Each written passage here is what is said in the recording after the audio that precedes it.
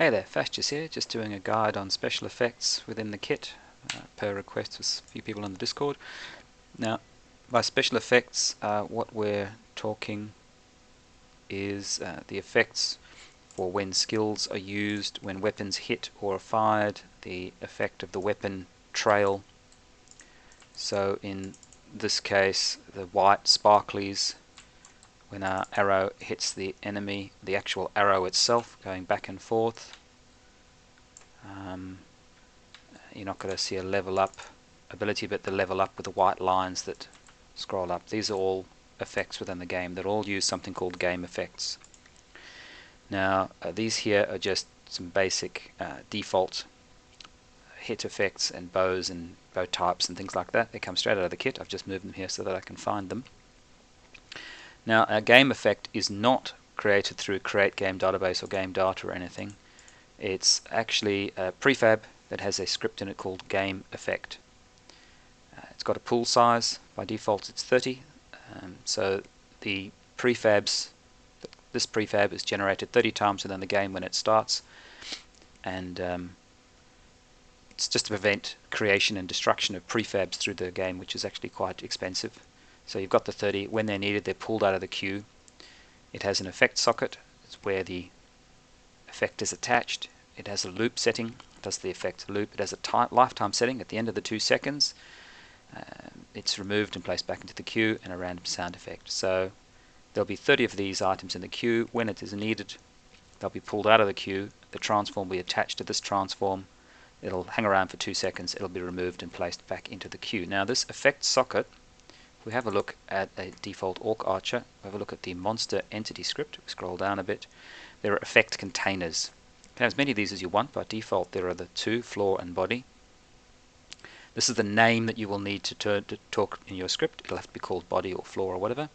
And that's the transform. If we look at the transform, it's just a empty game object that has a transform. So for example, we wanted to create a new one, or we wanted to call it, I've hidden everything accidentally by pushing too many buttons, we wanted to call it head, and we wanted to stick it up here somewhere, just over the head of the monster.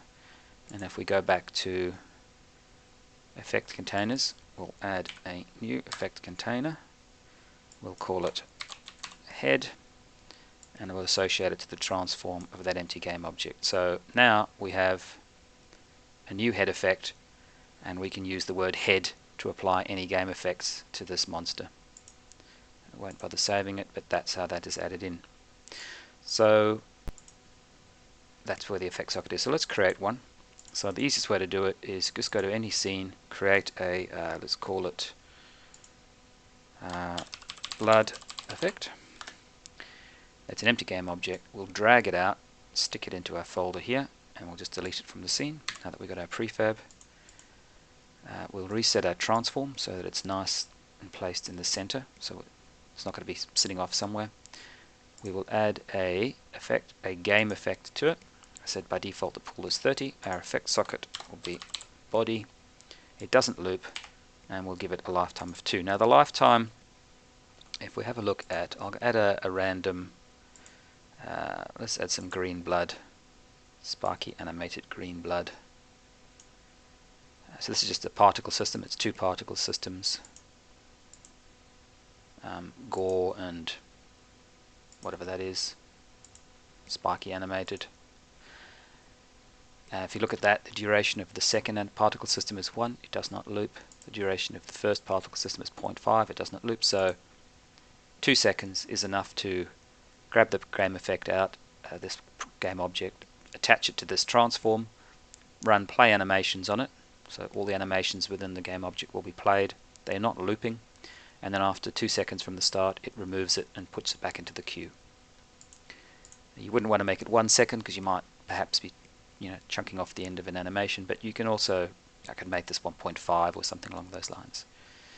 So how do we attach these effects to anything? Now the easiest way, we have a look under game instance. There is a default hit damage effect. There's only 1 at the moment, but you can add as many as you want and it'll randomly play one of them from the list. So if the skill or weapon you're using has no game effect assigned to it, it will play this white hit effect. So let us just make the default blood effect, which means any animation or any skill, weapon, hit that doesn't have its own particle system or game effect set up, it'll just play that blood. So we'll just see what happens, and well, wonderful masses of green blood coming out. They are orcs, so it's appropriate. So great, we now have a default particle effect, a default game effect now, but that's not all that great. We sort of want to have sort of effects sort of set up for each individual attack and things. So if we have a look at skills, oh, let's actually, yes, fire arrow. Fire arrow is a nice skill. We've got that. Fire arrow skill, you'll notice the skills have a cast effect. So again, these are just game effects, and a damage hit effect. So when you cast it, this will be played at the point of origin, and when it hits something, this will be played at the point of effect.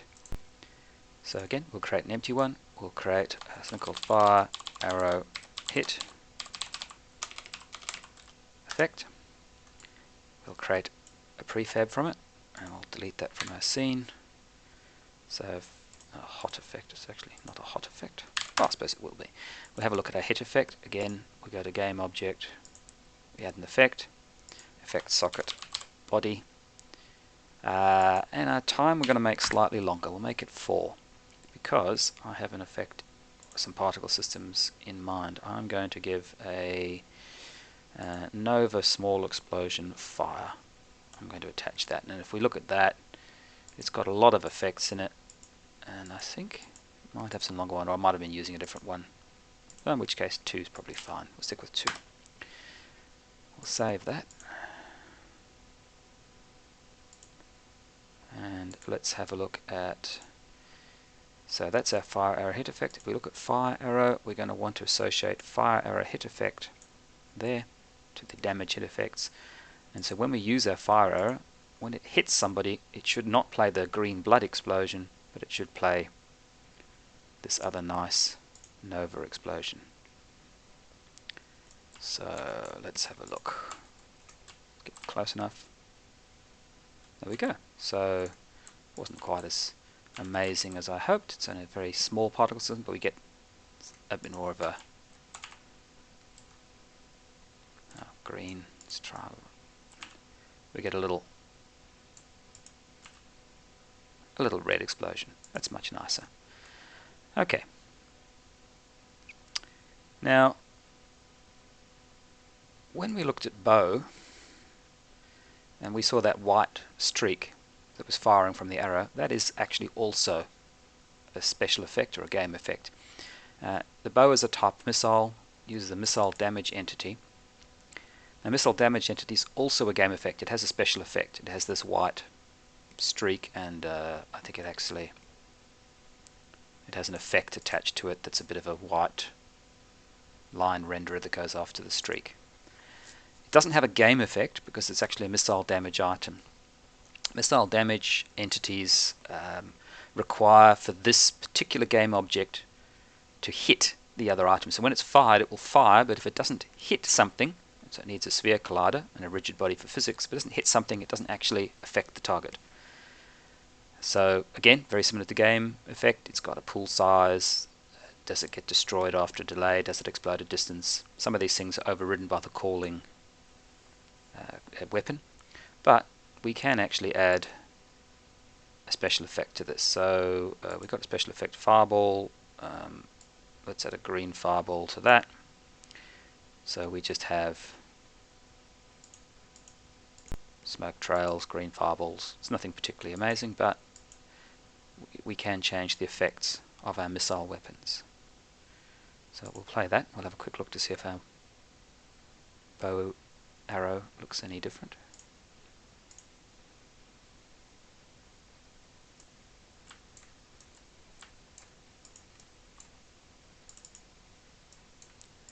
Now everyone fires great big green balls, and we're dead.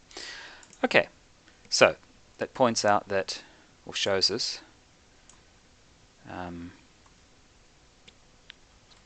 few things that shows us that the bow damage entity actually is an effect in its own. Missile damage entity, used by bow damage entity, they must hit something, thus the sphere collider. Now if we look at bullet projectile effect fired from machine guns, you might have seen those. That's a projectile effect script. Again, same thing, pool size, how fast it travels in a lifetime. This doesn't need to hit. The damage for this is predetermined by the weapon. So the weapon has already decided that this bullet is hit and has already assigned damage, and this is just a nice little effect that is fired between the two weapons. This is simply just a trail renderer. As it moves, it leaves a line of pixels behind it. It's all very basic. But that projectile effect, if you have a look under machine guns, you probably don't have it, but projectile effect, just be aware, is an effect to be used for weapons that have already decided they're going to hit, and things like a bow. So missile, raycast. Raycast would use a projectile effect. Missile uses missile damage entity. This is all very well. So what other ways can we determine special effects? Now, damage element is possibly the last one to look at. Again, damage hit effects, game effect. So if you have your bow, I think it's actually in. So let's look under fire arrow. Fire arrow will have a damage effect somewhere.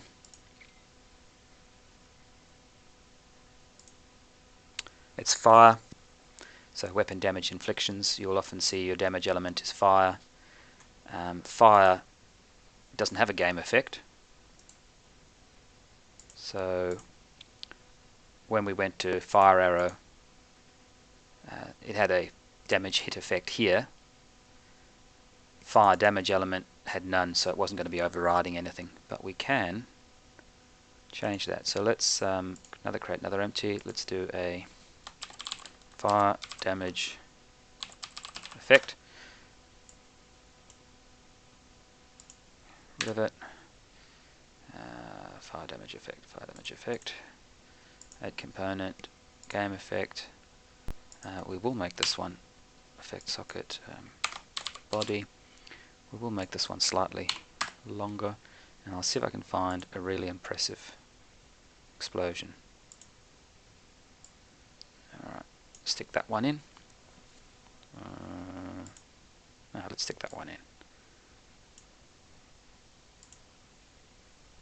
Let's leave them both in. So we've got some fire damage effect, game effect. And if we go back to fire, game effect, fire, we'll stick fire damage effect into our game effect. And if we have a look at fire arrow, let's just remove that one so they're not competing.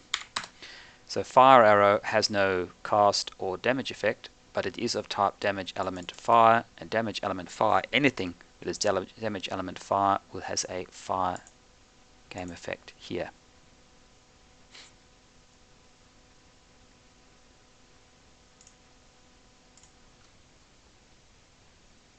And respawn. Where are we? Where's something to kill?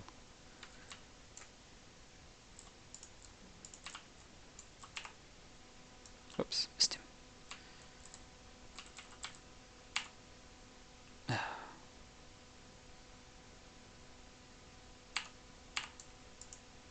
Oh, no ammo. I've run out of ammo. I've been shooting this demo for so long. But there we go. We had a nice big explosion from fire damage element effect. And that's about it. Most skills, if we have a look under Firebolt, same thing. Firebolt is a magical skill, has a fire hit effect.